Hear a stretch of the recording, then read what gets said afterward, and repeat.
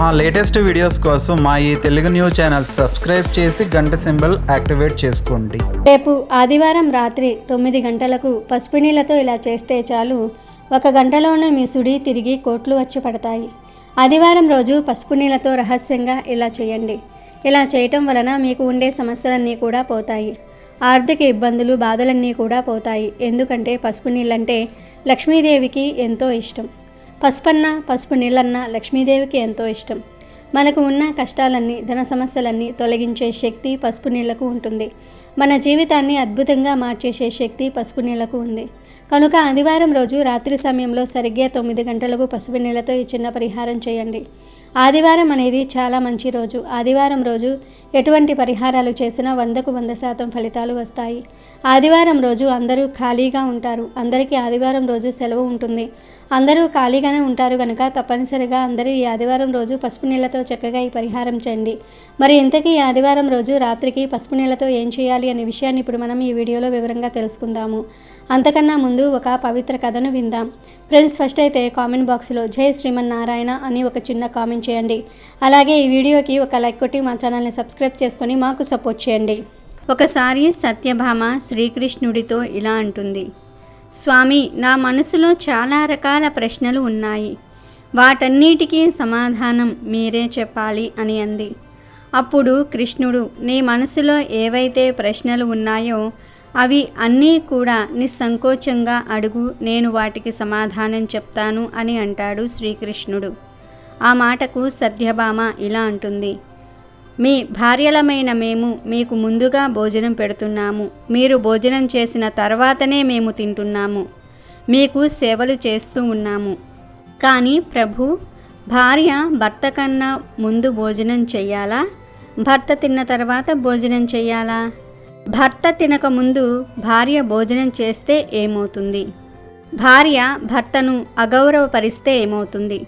భర్త మాట వినని భార్యకు ఎలాంటి పరిస్థితి ఎదురవుతుంది స్వామి అని సత్యభామ శ్రీకృష్ణుణ్ణి అడుగగా శ్రీకృష్ణుడు ఇలా చెప్తాడు: సత్యభామ, నువ్వు అడిగిన ప్రశ్నలు చాలా అర్థవంతమైనవి.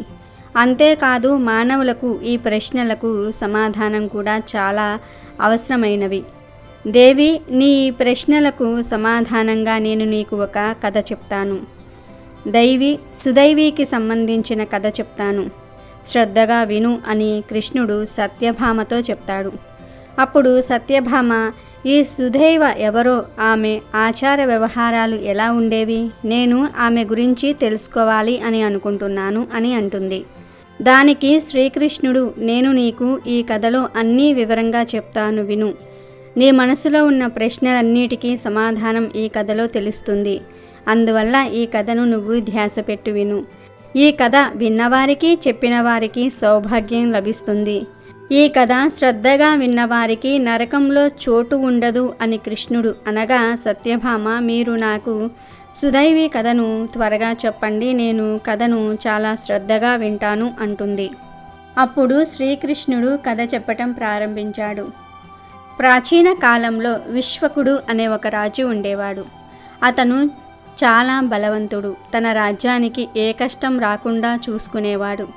ఏ సమస్య వచ్చినా విశ్వకుడే స్వయంగా ఆ సమస్యను పరిష్కరించేవాడు. ధనవంతుడు, గుణవంతుడు, చరిత్రవంతుడు, అత్యంత న్యాయబద్ధమైన రాజు ఆయన. విశ్వకుడు సుదైవను వివాహం చేసుకున్నాడు. సుదైవ శాస్త్రాలను చక్కగా అనుసరించేది. భర్త మాట జవదాటేది కాదు. దైవభక్తి ఎక్కువ. విశ్వకుడు పుణ్యాత్ముడు. ఆయన అనేకమైన యజ్ఞాలు, పుణ్య కార్యక్రమాలు చేశారు. దేవాలయాలను నిర్మించారు. నదులను తవ్వించాడు. చాలా వరకు పుణ్యకార్యాలు చేసి తన రాజ్యంలోని ప్రజలకు కష్టాలు రాకుండా చూసుకుంటూ ఉండేవాడు. ఆయన సాధు జంతువులను కూడా ఎంతో గౌరవించి ఆదరించేవాడు. ఆయన నగరానికి దగ్గరలోనే ఒక పెద్ద అడవి కూడా ఉండేది. ఆ అడవిలో చాలా రకాల జంతువులు, పక్షులు వాటి కుటుంబాలతో కలిసి నివసిస్తూ ఉండేవి.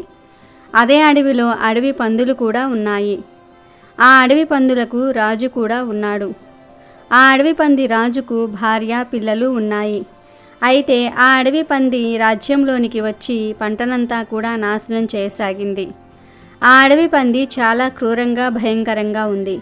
ఆ పందిని వెంటాడడానికి ప్రజలు చాలా భయపడేవారు. ఇక లాభం లేదనుకుని రాజ్యంలోని ప్రజలు విశ్వకుణ్ణి కలిసి ఆ అడవి పంది గురించి, అది చేసిన నష్టం గురించి చెప్పుకున్నారు. రాజ్య ప్రజల బాధను చూసి విశ్వకుడికి విపరీతమైన కోపం వచ్చింది.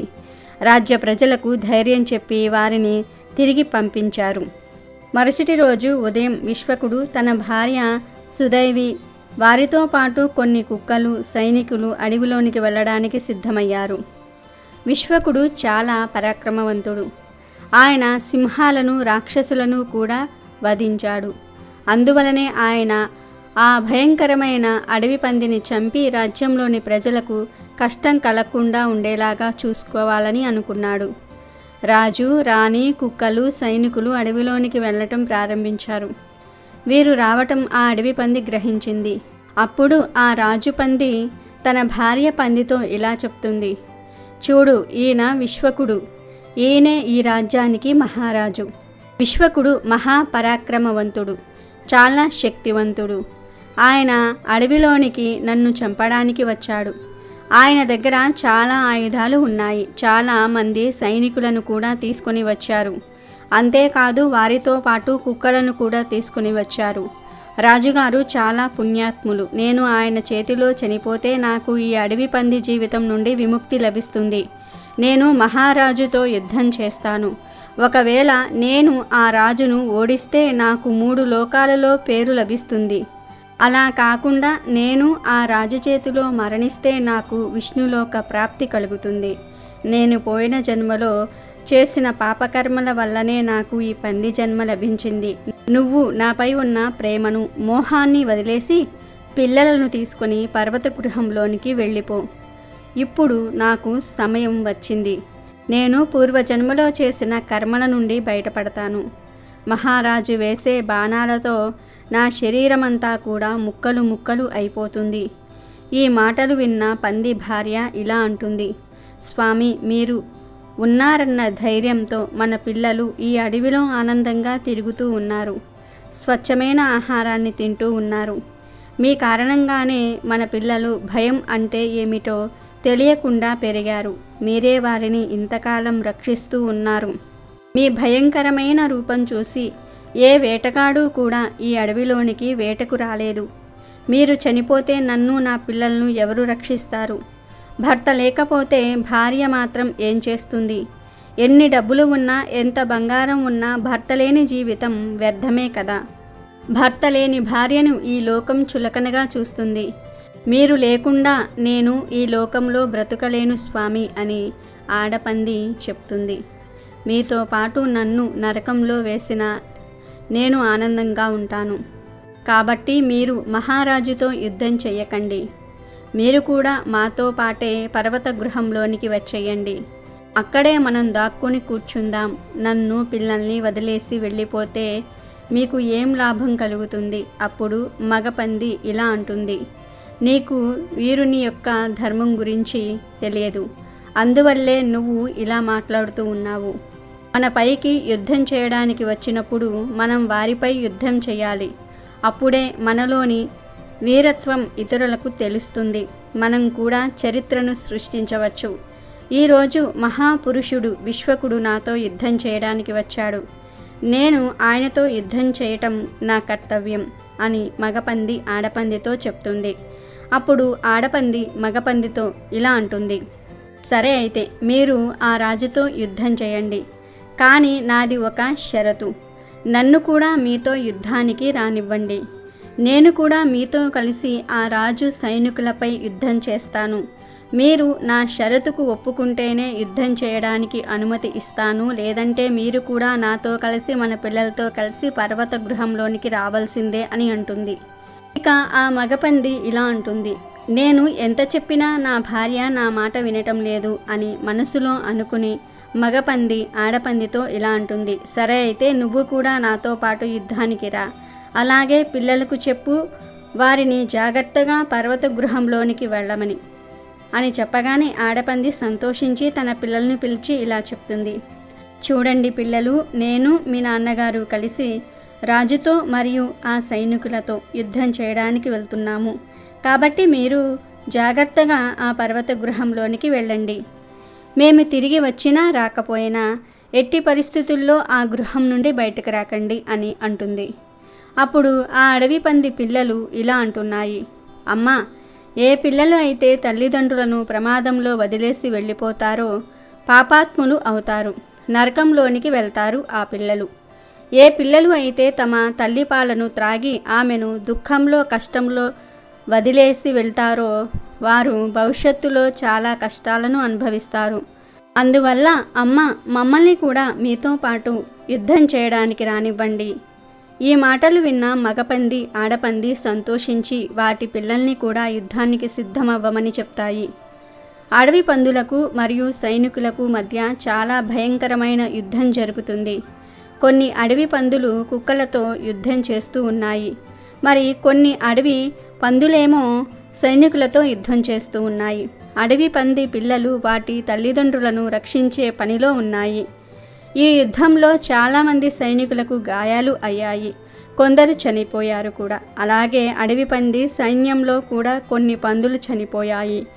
ఇక చివరిగా రాజుపంది భార్య 7 మంది పిల్లలు మాత్రమే మిగిలి ఉన్నాయి. ఆడపంది చనిపోయిన పందులను చూసి భయపడుతుంది. ఇక తమకు రక్షణ లేదని భావించి తన భర్తతో ఇలా అంటుంది, పదండి, ఇక్కడి నుండి వెళ్ళిపోదాం, లేదంటే ఇక మనకు ఈ 7 మంది పిల్లలు కూడా ఉండరు, మన వంశం నశిస్తుంది, నా మాట విని వెనక్కి వచ్చేయండి అని ఆడపంది అంటుంది. ఆడపంది ప్రాధేయపడుతుంది. కానీ మగపంది మాత్రం ఆ మాటలను పట్టించుకోకుండా ఇంకా యుద్ధం చేస్తూనే ఉంటుంది. విశ్వకుడు ఇక లాభం లేదని ఒక బలవంతుడైన సైనికుడిని ఆ పందితో యుద్ధం చేయమని పంపిస్తాడు. కానీ ఆ అడవి పంది ఆ సైనికుడికి ముప్పతిప్పలు పెట్టడం ప్రారంభించింది. ఇది చూసిన రాజుకు కోపం బాగా పెరిగిపోయింది. అయితే ఒక బాణం తీసుకొని ఆ మగపందికి గురి వేశాడు. అలా చాలా బాణాలు వేసి ఆ మగపందిని చంపేశాడు. మగపంది చనిపోవటం చూసిన ఆడపంది తన పిల్లలపై అరవటం మొదలుపెట్టింది. మీరైనా సురక్షితంగా ఉండండి, నేను వారిపై దాడి చేయడానికి వెళ్తాను అని అరుస్తుంది. కానీ ఆ అడవి పంది యొక్క పెద్ద కొడుకు ఆ మాటలను వినడు. నేను మీతో యుద్ధం చేస్తాను అని అంటాడు. ఇక చేసేది ఏమీ లేక మిగిలిన పిల్లలను సురక్షితంగా ఉండమని చెప్పి ఆడపంది యొక్క పెద్ద కొడుకు సైనికులతో యుద్ధం చేయటం మొదలుపెట్టారు. వీళ్ళందరూ కూడా చాలామంది సైనికులను మట్టుపెట్టారు. ఇదంతా చూసిన రాణి సుధైవి రాజా విశ్వకుడితో ఇలా అంటుంది, చూడండి రాజా, ఆ అడవి పంది మీ సైనికులను మొత్తం మొట్టు పెడుతుంది, దానిని కూడా చంపండి అంటుంది. ఆ మాటలు విన్న రాజు సుధైవితో ఇలా అంటాడు, చూడు దేవి, ఆ అడవి పంది ఆడది, ఆడవారిని చంపటం నేరం. మనుషుల్లో ఆడవారైనా జంతు పక్షులలో ఆడవారైనా చంపటం మహాపాపం.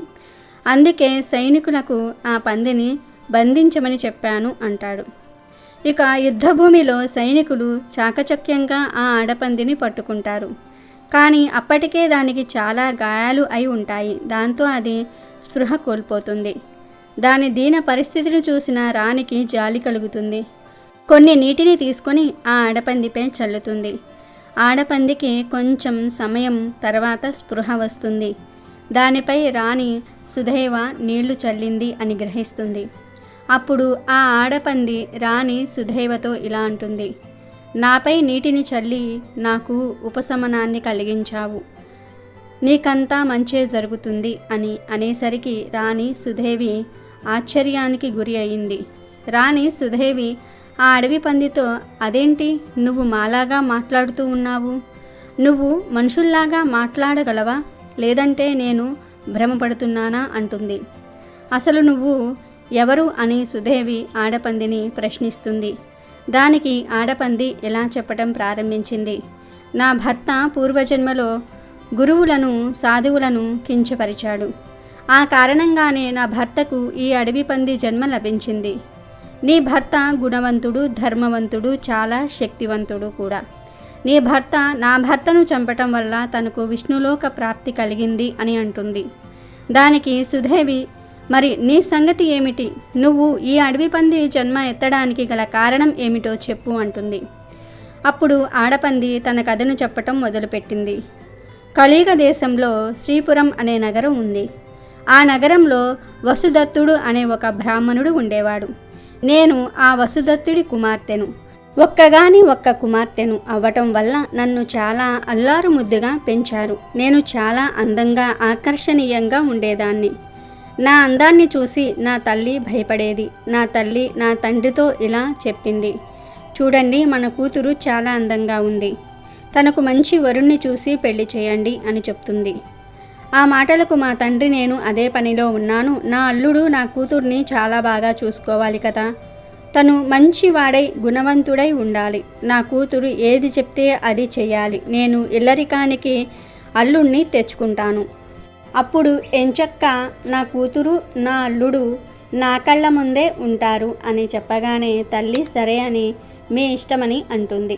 అలా కొన్ని రోజులు గడిచాక శివశర్మ అనే బ్రాహ్మణుడు మా ఇంటికి వచ్చాడు. నా తండ్రి అతనితో కొంచెం సమయం గడిపి తన గుణగణాలను పరిశీలించాడు. మా తండ్రికి శివశర్మ బాగా నచ్చాడు. తనకు నన్ను పెళ్లి చేసుకోమని చెప్పాడు. శివశర్మకు కూడా నేను బాగా నచ్చాను. మా ఇద్దరికీ వివాహం చేశారు. శివశర్మ నాతోనే మా ఇంట్లో ఉండటం ప్రారంభించాడు. నేను నా తల్లిదండ్రుల వల్ల మొండిగా పెరిగాను. ఎవ్వరి మాట లెక్క చేయను. అగౌరవంగా ప్రవర్తించేదానిని. నేను నా భర్తతో కూడా సరిగ్గా ఉండేదాన్ని కాదు. అతనితో కలిసి సమయం గడిపేదాన్ని కాదు. ఇంటిలో పనులు కూడా తనతోనే చేయించేదాన్ని. అయినా సరే ఆయన నాపై ఎప్పుడూ కోపం ప్రదర్శించలేదు. నేను దానిని అలుసుగా తీసుకొని నా భర్తపై చీటికి మాటికి అరిచేదాన్ని. కావాలని గొడవ పెట్టుకునేదాన్ని. ఆయన రాకముందే అన్నం తినేదాన్ని. కనీసం ఆయన వచ్చాక అయినా అన్నం వడ్డించేదానిని కాదు. నా భర్త కన్నా ముందే తిని నిద్రించేదాన్ని. నా భర్త లేచిన తర్వాత నిద్రలేచేదాన్ని. నా భర్తని, ఇంటిని అంటే మా గదిని శుభ్రం చేసేవాడు. ఆయన ఎంతో ఓపికతో నన్ను భరించాడు. కానీ నేను చెడ్డదాన్ని. తన సహాయాన్ని అలుసుగా తీసుకొని నాకు నచ్చినట్టుగా ప్రవర్తించేదానిని. అలా కొంతకాలం గడిచాక నాపై నా భర్తకు కోపం వచ్చి ఇల్లు వదిలి వెళ్ళిపోయాడు. నా భర్త ఇల్లు వదిలి వెళ్ళిపోయాక నా తల్లిదండ్రులు నన్ను తిట్టారు. నేను వారి కులానికి కళంకం తెచ్చాను అని, నా భర్తను సరిగ్గా చూసుకోలేదని నన్ను తిట్టారు. నాలాంటి కూతురు వారి ఇంట్లో ఉంటే సమాజం వారిని దూషిస్తుంది అని నన్ను ఇంట్లో నుండి వెళ్ళగొట్టారు. నేను నా భర్తతో సరిగ్గా లేనన్ని రోజులు నా తల్లి నాతో అలా చేయకూడదు, ఇలా చేయకూడదు అని నచ్చచెప్పేది. ఇలా మూర్ఖంగా ఉంటే ఇంటిలో నుండి బయటకు పంపిస్తా అని అనేది. కానీ నేను ఆ మాటలను లెక్క చేయలేదు. కానీ చివరికి నన్ను నా భర్త, తల్లిదండ్రులు వదిలివేశారు. అలా కొన్ని రోజులు భిక్షాటన చేసి జీవనం సాగించాను. కానీ భిక్షాటనలో నాకు సరిగ్గా భోజనం లభించలేదు. నేను నా ప్రవర్తన వల్ల నా భర్తకు దూరం అయ్యాను అని తెలిసి ఎవరూ నాకు భిక్ష కూడా వేసేవారు కాదు. ఒకరోజు నేను చాలా బాగా నీరసించిపోయాను. ఒక ఇంటి దగ్గరకు వెళ్ళి భిక్ష అడిగాను. నన్ను చూసి ఒక ఆవిడ వచ్చింది. తన భర్త దగ్గరకు వెళ్ళి, చూడండి, మన ఇంటికి ఒక ఆడసాధువు వచ్చింది. ఆమె చాలా నీరసంగా ఉంది. మీరు అనుమతి ఇస్తే నేను ఆమెకు ఆహారం పెడతాను అని చెప్తుంది. ఆ వ్యక్తి నన్ను చూసి, సరే, ఆవిడను లోపల కూర్చోబెట్టి ఆహారం పెట్టు అని చెప్పాడు. ఆమె చాలా మంచిది, గుణవంతురాలు. నాకు భోజనం పెట్టి తిరిగి మళ్ళీ తన భర్త దగ్గరకు వెళ్ళింది. తన భర్త ఎవరో కాదు, నా భర్త శివశర్మనే. అతను ఆమెతో ఇలా అంటాడు, చూడు, ఆమె ఎవరో కాదు, నా మొదటి భార్య. ఆమంటే నాకు చాలా ఇష్టం. కాబట్టి నువ్వు ఆమెను జాగ్రత్తగా చూసుకో అన్నాడు.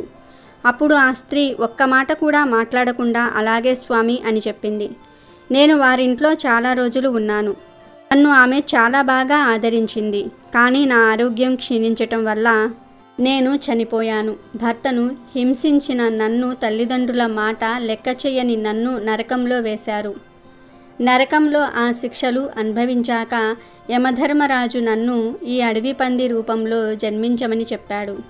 ఇదే నా పూర్వజన్మ వృత్తాంతం అని ఆడపంది రాణి సుధైవతో చెప్పింది. మీరు నాకు ముక్తిని ప్రసాదించండి. మీరు మీ భర్తకు చాలా సేవ చేశారు. భర్త మాటకు విలువ ఇచ్చారు. దైవ భక్తి కలవారు, దయావంతులు. మీరు చాలా పుణ్యాన్ని పొందుకొని ఉంటారు.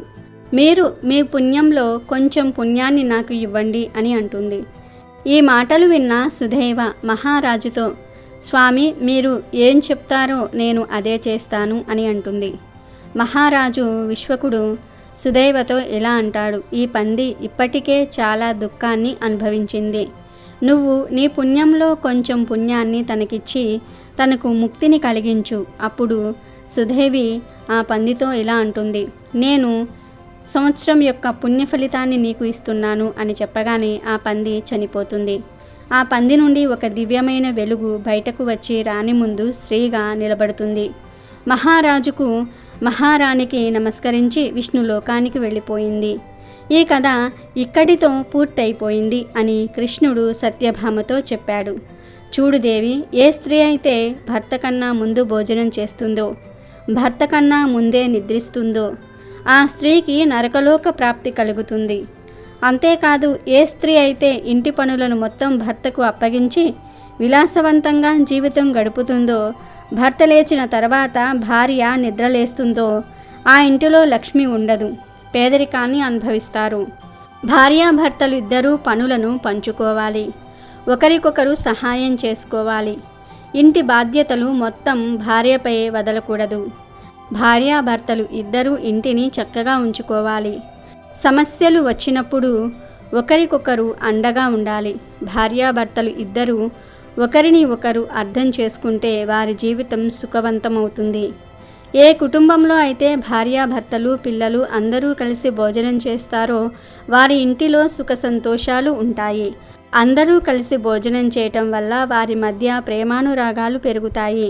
కాబట్టి మిత్రులారా, మీరు కూడా మీ కుటుంబంతో కలిసి భోజనం చేయండి, ఆనందంగా వారితో సమయం గడపండి. ఇక వీడియోలోకి వస్తే, ఆదివారం రోజు పసుపు నీళ్ళతో చిన్న పరిహారం చేస్తే చాలు ఇల్లంతా నోట్ల కట్టలతో నిండిపోతుంది అని సిద్ధశాస్త్రం చెప్తుంది.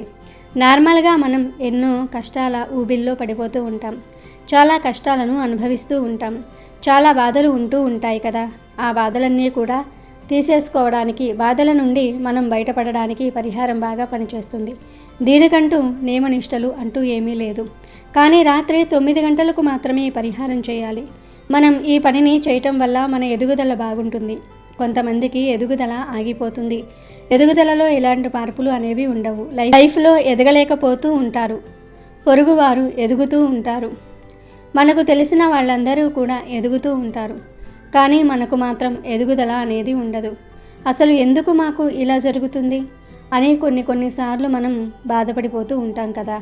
అలాంటి వాళ్ళు ఇప్పుడు మనం చెప్పుకోబోయే విధంగా ఈ పసుపు నీళ్ళ పరిహారం చేయండి.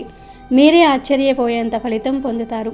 ఎందుకంటే పసుపు చాలా వరకు కూడా మన సమస్యకు పరిష్కారాన్ని చూపిస్తుంది.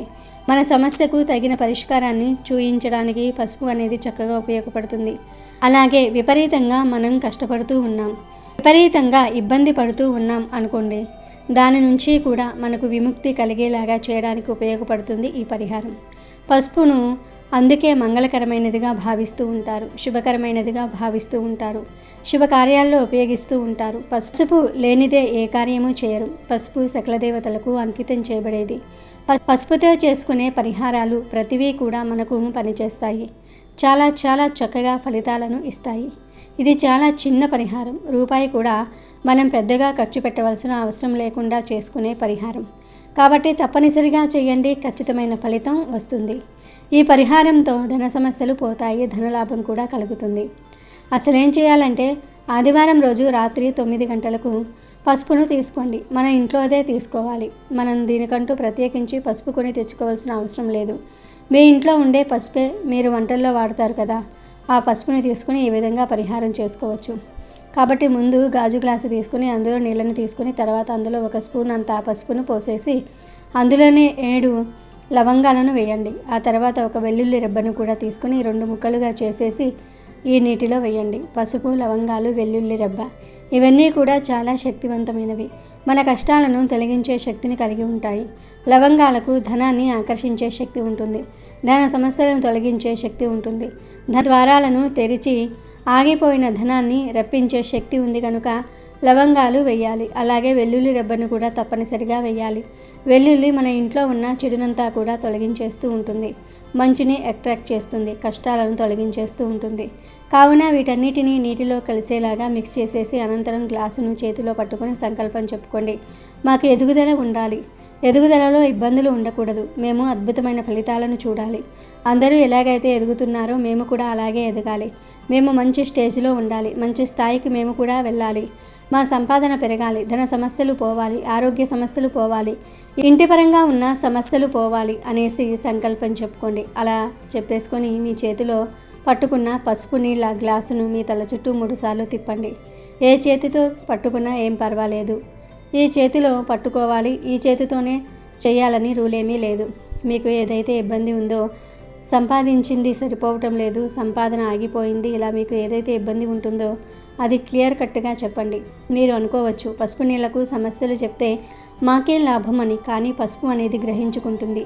అంటే మీరు చెప్పేది ప్రతిదీ కూడా అబ్జర్వ్ చేసుకుంటుంది. అంటే మనకు ఏదైతే సమస్య ఉంటుందో దానికి పరిష్కారం చూయించడానికి పసుపు నీళ్లు దోహదపడుతూ ఉంటాయి. కేవలం ఇంట్లో ఒక్కరు ఈ పరిహారం చేస్తే చాలు, ఇంట్లోని అందరికీ ఫలితాలు వస్తాయి. కాబట్టి పసుపు నీళ్లను మీ తల చుట్టూ తిప్పేసి తర్వాత తీసుకుని వెళ్ళి ఈ నీటిని రోడ్డు మీద పారబోసేయండి. నైట్ టైంలో రోడ్డు మీద ఎక్కువ మంది ఉండరు కనుక రోడ్డు మీద పోసేయండి. మీ ఇంటి దగ్గర ఉండే రోడ్డు మీదే పోసేయండి. ఇలా ఈ పరిహారం చేసేసి ఇక మీరు పడుకోవచ్చు, లేదా టీవీ చూసుకోవచ్చు, మీ పనులు చేసుకోవచ్చు. ఇలా చేయటం వలన మంచి ఫలితం వస్తుంది. ఖచ్చితంగా ఫలితాన్ని చూసి ఆశ్చర్యపోతారు. అంతా బాగుంటుంది, అంత మంచి ఫలితాన్ని తెచ్చిపెడుతుంది. ఇది దిష్టి కాదు, దోషం కాదు, మనం ఎదగడానికి చేసేసుకునేటటువంటి ఒక మంచి పరిహారం. లవంగాలు ఎందుకు వేసామంటే కనుక లవంగాలు కూడా లక్ష్మీదేవికి ఇష్టము, పసుపు నీళ్ళ పరిహారం కూడా అమ్మవారికి ఇష్టము. వెల్లుల్లి అనేది అడ్డంకిని ఆపుతుంది, ఆటంకాలను ఆపుతుంది. లవంగాలు ఎదుగుదలను ప్రోత్సహిస్తూ ఉంటాయి, ప్రోత్సాహాన్ని కల్పిస్తాయి. ఈ పసుపు నీళ్ళు కూడా ఏ దుష్టశక్తి మనల్ని అడ్డుకుంటుందో దాని నుంచి విముక్తి కలిగిస్తుంది. ఈ పరిహారం చేస్తే నిదానంగా మీ సంపాదన పెరుగుతుంది. కానీ ఈ పరిహారాన్ని ఎవరికీ తెలియకుండా, ఎవరికీ చెప్పకుండా సీక్రెట్గా చేయాలి. కాబట్టి ప్రతి ఒక్కరూ కూడా ఈ ఆదివారం రోజున పసుపు నీళ్లతో ఈ పరిహారాన్ని చేసి శుభ ఫలితాలను పొందండి. వీడియో నచ్చితే లైక్ చేయండి, షేర్ చేయండి, బట్ సబ్స్క్రైబ్ చేసుకోవడం మర్చిపోవద్దు.